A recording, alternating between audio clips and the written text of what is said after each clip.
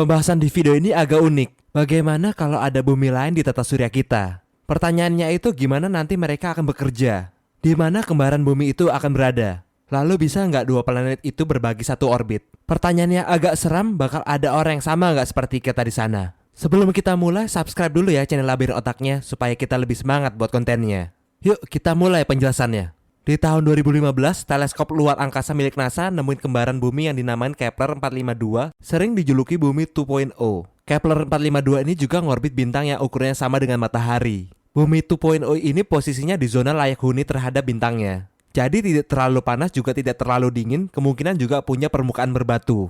Kepler 452 itu jaraknya 1400 tahun cahaya dari tata surya kita. Misalkan di tata surya kita beneran ada dua bumi yang sangat identik. Berapa lama ini akan berlangsung? Dan apakah gravitasi atau spesiesnya bersaingan? Jika kita mau nyesuaiin bumi lain tadi di tata surya kita, tempat yang terbaik itu ada di antara Mars dengan bumi kita. Soalnya bumi kita ini udah ada di bagian zona layak huni tata surya. Berarti bumi lain itu bakal dekat dengan bumi kita agar spesiesnya nyaman untuk hidup. Apakah kondisi ini akan stabil? Kita akan berbagi orbit dengan bumi lain ini, tapi sangat memungkinkan untuk di awal. Bisa jadi pada akhirnya karena interaksi gravitasi keduanya planet akan bertabrakan.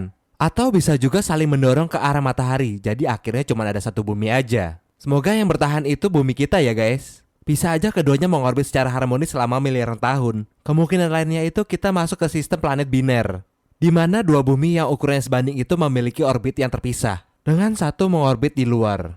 Lalu gimana bulan mengorbit bumi? Terus gimana keduanya mengelilingi matahari? Karena dua planet ini punya ukuran dan gravitasi yang sama, kemungkinan besar kedua bumi ini akan bertukar posisi. Kita ada contoh dua bulan di Saturnus, Epimetheus dan Janus. Kira-kira setiap 4 tahun bulan manapun yang dekat dengan planet Saturnus periode orbitnya lebih pendek. Jadi bulan yang dekat Saturnus tadi mengejar bulan yang satunya. Saat mereka semakin dekat, keduanya saling menarik. Yang nyebabin bulan satunya melambat terus, satunya jadi cepet.